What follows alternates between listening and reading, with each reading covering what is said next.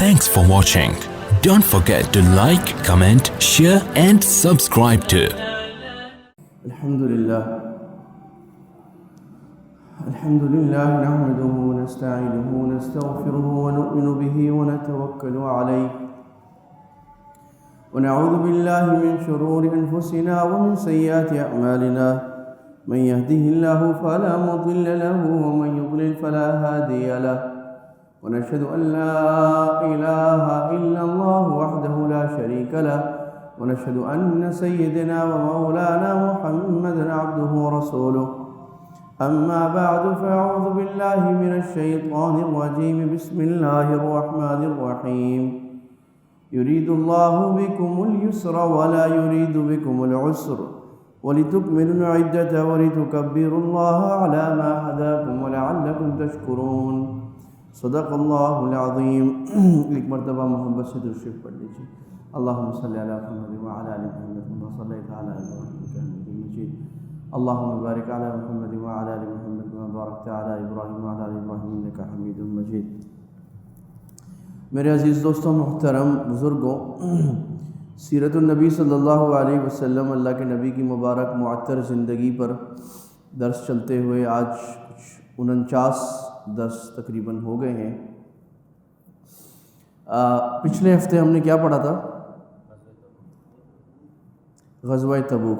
ٹھیک ہے، غزوہ تبوک 9 ہجری میں اللہ کے نبی صلی اللہ علیہ وسلم نے اپنی زندگی کا سب سے دور ترین غزوہ فرمایا، جس میں عرب سے نکل کر آپ کی دعوت، آپ کا جہاد وہ رومی سرحدوں پہ پہنچا، اور آپ صلی اللہ علیہ وسلم کے روب سے وہاں رومی لڑنے نہیں آئے، اور اللہ نے آپ کو فتح نصیب فرمائی اور آپ واپس آئے. اور اسی میں ہم نے حضرت کعب بن مالک اور ان کے 2 ساتھیوں کا قصہ بھی، بڑا ہی عجیب روحانی قصہ جو حدیث میں ہے وہ ہم نے پڑھا تھا، اور اس سے ہم نے بہت کچھ سیکھا بھی تھا. 9 ہجری میں پھر اللہ کے نبی صلی اللہ علیہ وسلم نے ایک چھوٹا سا واقعہ مسجد زرار کا ہوا، جس کا سورہ توبہ میں تذکرہ بھی ہے. منافقین نے ایک مسجد بنائی، اور وہ مسجد قباء مسجد کے قریب، جو قباء مسجد کا علاقہ ہے نا، آپ حضرات جو گئے ہیں، اللہ جن کو لے گیا ہم دیکھا ہوگا، تو قباء جو ہے اس زمانے میں وہ مدینہ سے الگ بستی تھی. آج تو مسجد نبوی سے اگر پیدل جائیں تو 25 منٹ لگتے ہیں. تو وہاں انہوں نے ایک اور مسجد قریب میں بنائی، اور اللہ کے نبی صلی اللہ علیہ وسلم سے کہا کہ یا رسول اللہ، ہم نے مسجد بنائی ہے، آپ آئیں یہاں پر دعا کر دیں. اور آپ نے کہا کہ بھئی وہ مسجد تو قباء ہے قریب میں، تمہارے اور بنانے کی کیا ضرورت ہے؟ تو انہوں نے کہا کہ اصل میں ضرورت اس بات کی ہے کہ وہ بہت سارے معذور ہیں، کمزور ہیں، بارش ہو جاتی ہے، ذرا مشکل ہو جاتی ہے، اس لیے ہم نے ایک مسجد یہاں بنا دی تاکہ ہمیں آسانی ہو یہاں پڑھنے کی.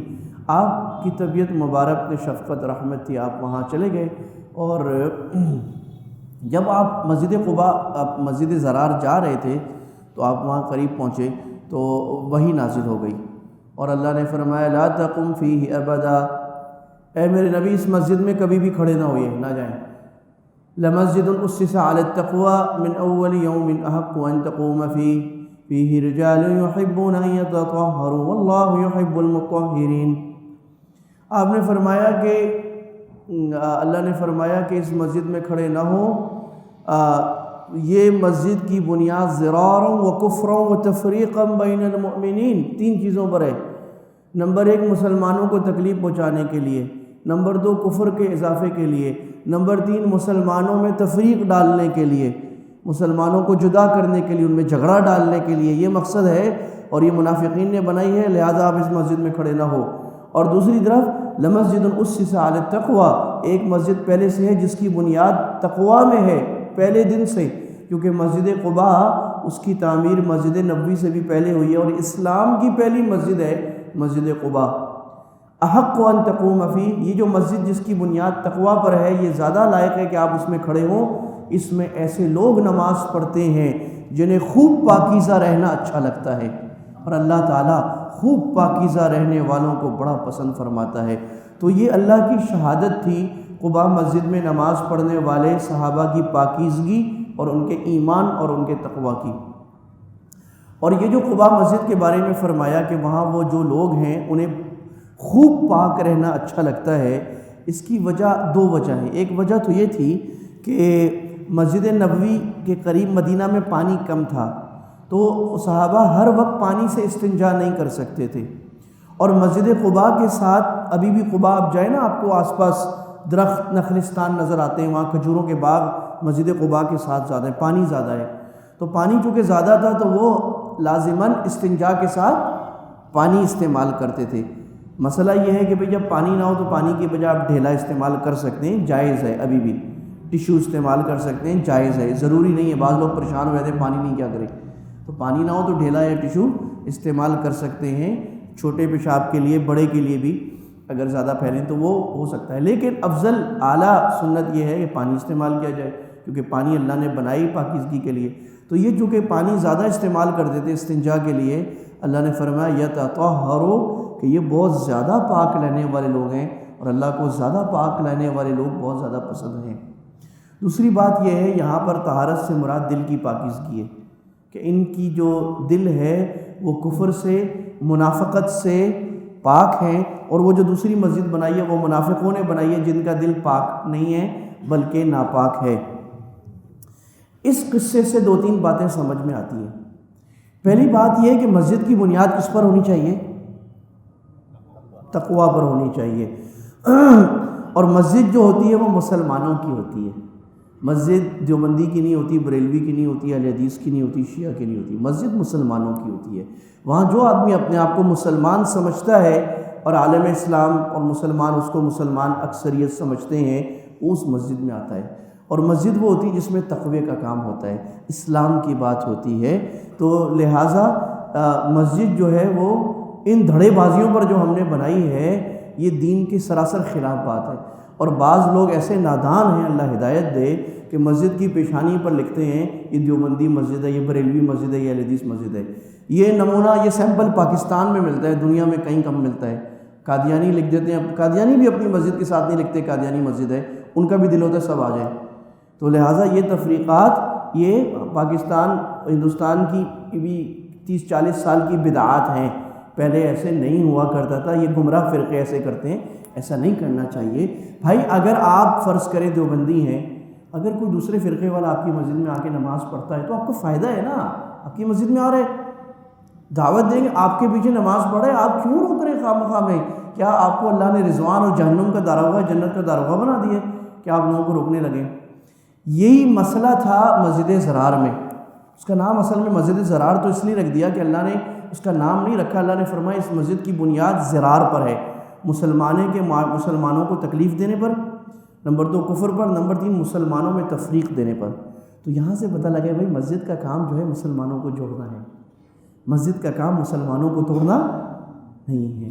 مسجد سے فتوے کے میزائل نہیں فائر ہونے چاہیے، بم نہیں پھاڑے جانے چاہیے، غصے میں بات نہیں ہونی چاہیے، بلکہ مسجد کا کام ہے لوگوں کو محبت سے، پیار سے قریب لانا، جو لوگ بچکے ہوئے ہیں، جو بچھڑے ہوئے ہیں، ان کو بھی قریب لانا، اور ایسی بات کرنا جو پورے عالم اسلام کے لیے قابل قبول ہو۔ اسلام کی اتفاقیات بہت زیادہ ہیں جس پر امت کا اکثر طبقہ عمل نہیں کر رہا، اور اختلافی باتیں بہت تھوڑی ہیں اور اکثر فروعی ہیں، جن کے بارے میں کوئی رفع دین کر لے پھر بھی صحیح ہے، کوئی نہ کرے تو وہ بھی جہنم میں نہیں جائے گا، دونوں بات صحیح ہیں۔ ہاتھ یہاں باندھ لے تو یہاں باندھ لے تو یہاں باندھ لے تو تینوں طریقے امام شافعی، امام مالک، امام ابو حنیفہ سے ثابت ہیں، اور ہاتھ نہ بھی باندھے پھر بھی امام مالک کے نزدیک نماز ایسی ہوتی ہے۔ یہ چھوٹی باتیں ہیں، پاؤں ایسے رکھے اور ایسے رکھے، فاتحہ امام کے پیچھے پڑھے نہ پڑھے، یہ بہت چھوٹی باتیں ہیں، صحابہ میں دونوں رائے تھیں۔ مسئلہ یہ ہے کہ کوئی نماز پڑھ رہا ہے یا نہیں پڑھ رہا، نماز ہی نہیں پڑھ رہی امت کی اکثر، تو امت کا بڑا طبقہ اس وقت تو دین سے بیزار ہے، امت کے بہت سارے نوجوان بچے بچیاں اس وقت الحاد میں جا رہے ہیں، وہ تو ان کو اسلام کے بارے میں شکوک و شبہات ہیں۔ لہٰذا بھائی مسجد کا کام جو ہونا چاہیے وہ محبت اور شمولیت ہونی چاہیے، مسجد زرار والا کام نہیں ہونا چاہیے۔ یہاں سے فقہا نے یہ مسئلہ بھی نکالا کہ جب ایک مسجد ہے تو، اور وہ مسجد علاقے کے جتنے مسلمانوں کے لیے کافی ہے، تو اس ریڈیس میں دوسری مسجد خواہ مخواہ نہیں ہونی چاہیے، ٹھیک ہے۔ اب یہ بھی ایک مسئلہ ہے ہمارے ملک میں ہے، اور اس کو ہم ایکسپورٹ بھی کرتے ہیں۔ یہ مسئلہ جو ہے یہ شدت پسندی اور یہ فرقہ واریت کو ہم نے دنیا پہ ایکسپورٹ بھی کیا ہے کنٹینر میں ڈال کے. باقی ایکسپورٹ تو ملکی ہے نہیں, امپورٹ زیادہ ہیں, یہ کام ایکسپورٹ ہوتا ہے. تو آپ بنس روڈ پہ چلے جائیں تو ایک مسجد اس کونے پہ اس کے ساتھ دوسری مسجد بنی ہوئی. کیوں بھائی یہ اس کی مسجد ہے اور یہ اس کی مسجد ہے. تو میں جب پہلی دفعہ برطانیہ گیا تو وہاں دیکھا بھائی یہ بھی وہاں بھی یہی چکر ہے کہ بھئی یہاں پر اس فرقے کی مسجد اور یہاں پر اس فرقے کی مسجد ہے, بالکل ساتھ, یعنی 1 منٹ کی بھی واک نہیں ہے, ساتھ ساتھ. وہ کہا کہ بھئی یہ اس کے پیچھے نماز نہیں پڑھتا, اس کے پیچھے نماز نہیں کرتا. اب یہ ہم غیر مسلموں کو اسلام کا کیا پیغام دے رہے ہیں؟ اس لیے فقہاء نے یہاں سے یہ مسئلہ لکھا کہ اللہ کے نبی نے فرمایا تھا کہ بھائی یہ مسجد قباء کے قریب دوسری مسجد بنانے کی ضرورت کیا ہے؟ کفر اسلام کا تو مسئلہ نہیں ہے, تو بس وہ جتھے کا مسئلہ ہے. تو لہٰذا یہ کام امت کو توڑنے والا ہے, امت پنے کو جو اللہ کے نبی بنا کے گئے تھے. اس کے بعد 9 ہجری میں, چونکہ 8 ہجری میں حج فرض ہو گیا تھا, تو 9 ہجری میں اللہ کے نبی نے حج کو روانہ فرمایا اور حضرت ابو بکر رضی اللہ تعالیٰ عنہ کو بولا کہ آپ امیر حج ہیں, اور حضرت ابو بکر امیر حج بن گئے. صحابہ کی ایک بڑی تعداد حج کرنے گئی. اللہ کے نبی خود کیوں نہیں گئے حج کرنے؟ یہ ایک بڑی حکمت کی بات ہے. اس کی وجہ یہ ہے, حالانکہ اللہ کے نبی کو جانا چاہیے تھا, آپ کی سرگردگی میں سارے کرتے. اس کی وجہ یہ ہے کہ مشرکین جو اسلامی مہینے ہیں ان کو آگے پیچھے کرتے تھے, اور وہ اس لیے کرتے تھے کہ 4 مہینے ایسے ہیں جو مقدس ہیں, 4 مہینے خاص مقدس ہیں. تو وہ جو مقدس مہینے ہیں محرم, صفر, رجب, شعبان اور محرم, اور چوتھا نہیں, محرم, صفر, ربیع الاول اور رجب. تو یہ 4 مہینے جو ہے نا محرم تھے ابراہیم علیہ السلام کے زمانے سے مقدس چلے آ رہے تھے. اب ان کو لڑائیوں کا بڑا شوق تھا مشرکین کو, تو وہ جب لڑائی کرتے تھے اور لڑائی کرتے کرتے محرم مہینہ محرم آ گیا, تو اب محرم میں تو لڑائی منع ہے, تو وہ کہتے تھے کہ یہ محرم کی جگہ جو ہے نا ابھی ربیع الثانی آ گیا, محرم ہم نے آگے کر دیا اپنے طور پہ. ایسے شفلنگ کرتے تھے مہینوں کو آگے پیچھے. تو مہینے چونکہ آگے پیچھے ہو گئے تھے, تو ابھی جو ذی الحج آیا تھا 9 ہجری میں, وہ ذی الحج نہیں تھا, مشرکین نے آگے پیچھے کیا ہوتا, اس لیے اللہ کے نبی نے خود حج نہیں کیا, حضرت ابو بکر رضی اللہ تعالیٰ عنہ کو بھیج دیا. جب حضرت ابو بکر چلے گئے اور حج کے لیے پہنچ گئے تو پیچھے قرآن مجید کی آیتیں نازل ہوئیں. سورہ توبہ کی ابتدا, اعوذ باللہ من الشیطان الرجیم, براءۃ من اللہ ورسولہ الی الذین عاہدتم من المشرکین. اللہ کی طرف سے برات ہے ان مشرکین کے ساتھ جن سے تم نے معاہدہ کیا تھا. فسیحوا فی الارض 4 اشہر, 4 مہینے رہ لو, اس کے بعد تمہیں یہاں سے نکلنا ہوگا. یہاں سے یہ ڈکلیئر ہو گیا کہ عرب یہ اسلام کا مرکز ہے, اور عرب میں کوئی کافر مستقل نہیں رہ سکتا, پرماننٹ ریزیڈنٹ نہیں ہو سکتا, یا نیشنلٹی لے کر عرب میں نہیں رہ سکتا. اس کو وہاں سے نکلنا ہوگا, کیونکہ عرب خالص مسلمانوں کے لیے ہوگا. تو عرب میں اسلام کے بارے میں 2 اختیار ہیں. مستقل عرب کے شہریوں کو 2 اختیار دے دیے گئے اس آیت سے 9 ہجری میں, کہ یا تو تم اسلام قبول کر لو یا تلوار ملے گی, یا پھر یہاں سے باہر چلے جاؤ, عرب سے باہر چلے جاؤ, تم اردن کی طرف چلے جاؤ, اوپر چلے جاؤ, شام کی زمینوں میں چلے جاؤ, یہاں تم نہیں رہ سکتے. عرب کے علاوہ جو باقی دنیا ہے, جیسے ہمارا پاکستان, ہندوستان ہے, تو اس زمانے میں شام تھا, تو وہاں غیر مسلم امن سے رہ سکتے ہیں, اور وہ غیر مسلموں کے بھی ایسی حقوق ہوں گے جیسے مسلمانوں کے, ان کو ان کی عبادت کی آزادی ہوگی, یہ رہ سکتے ہیں. عرب میں تھا. تو اللہ نے یہ فرما دیا. آگے جنگ کے قوانین ذکر فرمائے, تو براءۃ من اللہ ورسولہ, اللہ بری ہے مشرکین سے اور اللہ کا رسول بری ہے مشرکین اور کفر کے طریقوں سے. یہ اعلان کرنا تھا کہ آج سے ہمارا معاہدہ جو صلح حدیبیہ میں ہوا تھا ختم, 4 مہینے کی مہلت ہے, اب باہر نکل جاؤ یا اسلام قبول کر لو. چونکہ عرب میں رواج تھا کہ معاہدہ رشتہ دار کی طرف سے ہونا چاہیے, اس لیے آپ نے حضرت علی رضی اللہ تعالیٰ عنہ کو بھیجا, اور حضرت علی رضی اللہ تعالیٰ عنہ کو اس لیے بھیجا کہ آپ جاؤ اور اعلان کر دو کہ میں محمد نے جو معاہدہ کیا تھا, تو آج محمد صلی اللہ علیہ وسلم کا داماد اس معاہدے کو ختم کر رہے ہیں 4 مہینے کی مہلت میں. تو حضرت علی رضی اللہ تعالیٰ عنہ نے اعلان کیا. جب حضرت علی آئے تو ابو بکر رضی اللہ عنہ نے پوچھا کہ بھئی آپ کیسے تشریف لائے؟ تو انہوں نے کہا میں یہ اعلان کرنے کے لیے. تو کہا کہ تابعون ام متبوعون, آپ امیر حج بن کر آئے ہیں یا میرے تابع ہو کر؟ کہا نہیں, میں آپ کے تابع ہو کر آیا ہوں. یہ دلیل اس بات کی کہ آخری عمر میں اللہ کے نبی نے حضرت ابو بکر کو تمام عہدوں میں آگے کیا کہ خلافت کے حق ابو بکر رضی اللہ تعالیٰ عنہ تھا، اس لیے اللہ کے نبی نے فرمایا تھا کہ کسی قوم کے لیے لائق نہیں ہے کہ ان میں ابو بکر جیسا آدمی ہو کہ کسی اور کو خلیفہ بنائیں۔ تو یہاں سے یہ حج 9 ہجری کا پورا ہو گیا، ابو بکر رضی اللہ عنہ حج کر کے آگے، اور مشرکین کو 4 مہینے کی مہلت دے دی گئی۔ چونکہ پورا عرب فتح ہو گیا تھا، عالم اسلام کے اندر داخل ہو چکا تھا، اس لیے کچھ رہ گئے اور کچھ چلے گئے، لیکن جنگ کے اصول بھی بیان فرمائے، اور یہ بھی کہا کہ اگر کوئی کافر لڑنے والا، وَإِنْ أَحَدٌ مِّنَ الْمُشْرِكِينَ اسْتَجَارَكَ، کوئی آپ سے دشمن لڑ رہا ہے اور لڑائی کے درمیان میں وہ کہے کہ مجھے امن دے دو، تو اس کو امن دے دینا چاہیے، اور بلکہ امن نہیں دینا چاہیے، اور وہ کہے کہ مجھے میرے ملک میں چھوڑ کے آؤ، تو اس کو اس کے ملک میں چھوڑ کے آؤ۔ اب یہ پوری صورت یہاں چونکہ موضوع نہیں ہے، اسلام کے جو عادلانہ جنگ کے اصول ہیں، محبت والے، معافی مانگے والے، اللہ نے وہاں پر اللہ نے اس کو ذکر فرمایا۔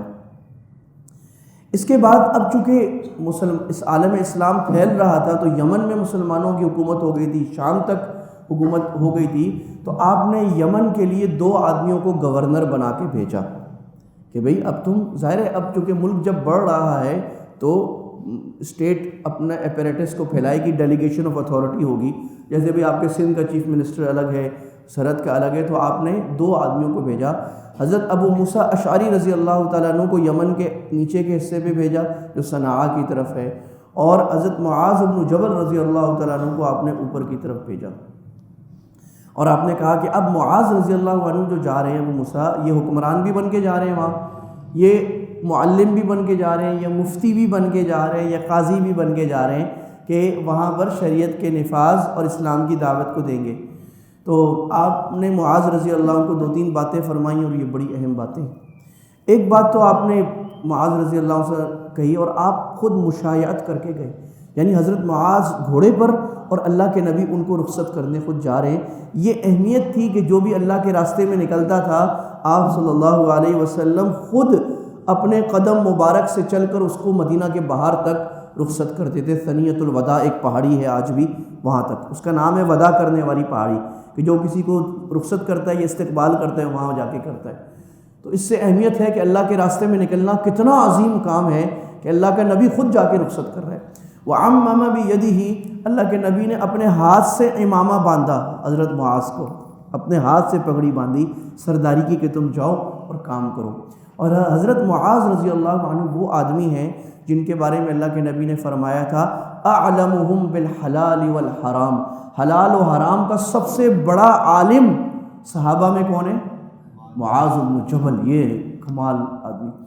تو اور پھر آپ نے کہا کہ معاذ شاید جب تم واپس ہو نا مدینہ تو میرے سے نہیں ملو گے، میں نہیں ہوں گا۔ تو حضرت معاذ رونے لگ گئے کہ بس آخری دیدار ہے، اللہ کے نبی تو نہیں ہوں گے دوبارہ۔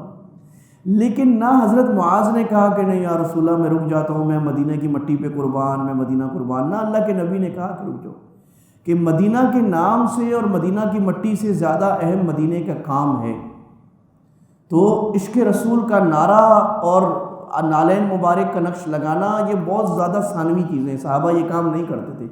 صحابہ اللہ کے نبی کے پیغام پر چلتے تھے، چاہے دنیا میں جہاں بھی قبر بن جائے، اس لیے اکثر صحابہ کی قبریں مدینہ میں نہیں ہیں، اکثر صحابہ کی قبریں مدینہ سے باہر ہیں۔ سلطان صلاح الدین ایوبی رحمہ اللہ تعالی، جن کو آج پورا عالم اسلام، کیا پوری عیسائیت کی دنیا اب تک جانتی ہے ان کو کہ کیا بڑا آدمی تھا، اور کیا عالم اسلام کو ایسا لیڈر کمانڈر ملا تھا، چند اور ایسے مل جاتے تو عالم اسلام کو بھی شکست نہ ہوتی۔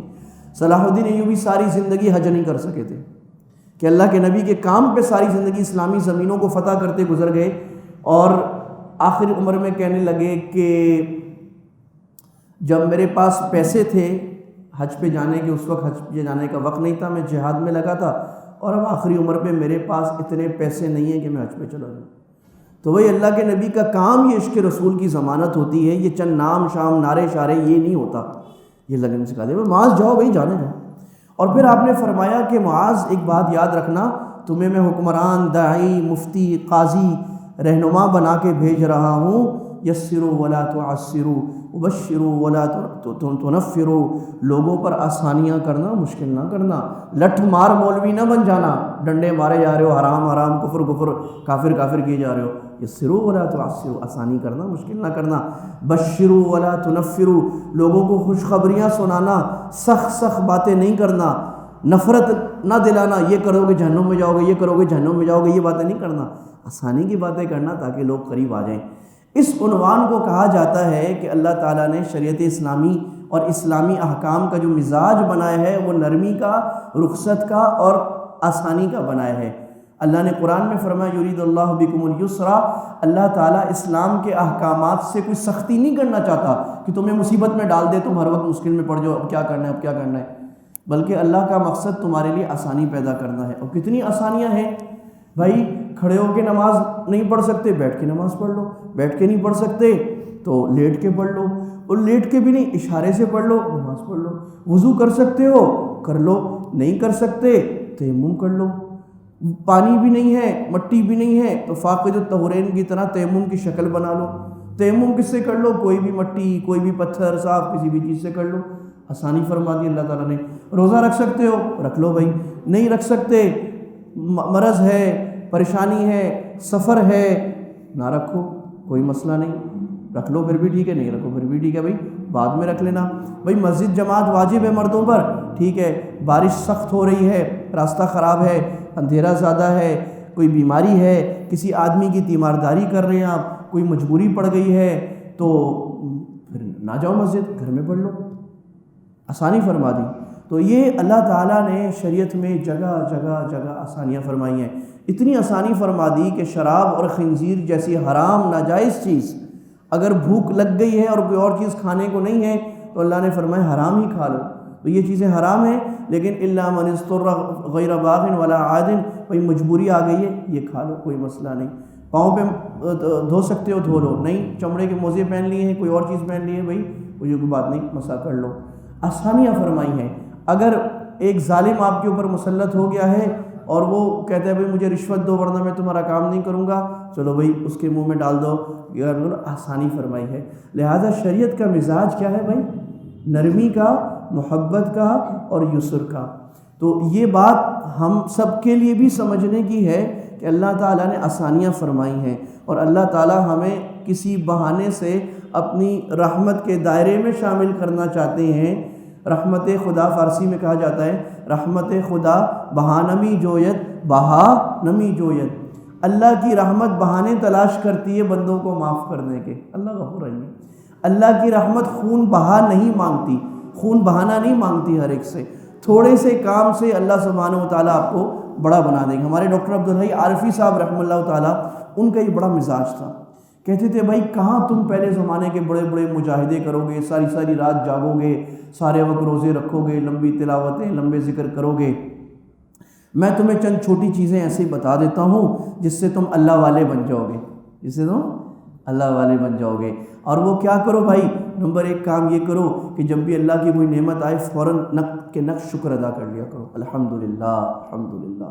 کوئی صبح اٹھے الحمدللہ، نیند ہو گئی، وہی وضو کر لیا الحمدللہ، مسجد نماز پڑھ لی الحمدللہ، ورزش ہو گئی الحمدللہ، صبح اٹھے بیوی بچے سلامت ہیں، گھر سکون اللہ نے دیا ہوا ہے الحمدللہ، ناشتہ کر لیا الحمدللہ جی، سواری مل گئی دفتر چلے گئے الحمدللہ، ظہر کی نماز پڑھ لی عصر کی الحمدللہ، کاروبار ہو گیا جاب ہو گئی الحمدللہ، کوئی چھوٹی سی تفریح مل گئی، کسی نے تحفہ دے دیا، کوئی اچھی بات ہو گئی، ساتھیوں کے ساتھ بیٹھ گئے، دوستوں کے ساتھ بیٹھ گئے، دل کو لطف آ گیا جائز الحمدللہ، کسی اچھی مجلس میں بیٹھ گئے، خیرات کی توفیق ہو گئی الحمدللہ، روزے کی توفیق ہو گئی الحمدللہ، ذکر کی توفیق ہو گئی الحمدللہ، اللہ کا شکر۔ تو فرماتے تھے اتنی چھوٹی سی بات سے اللہ سے تعلق بن بھی جائے گا، مضبوط بھی ہو جائے گا اور بڑھ بھی جائے گا۔ کیا چیز پکڑے بھائی؟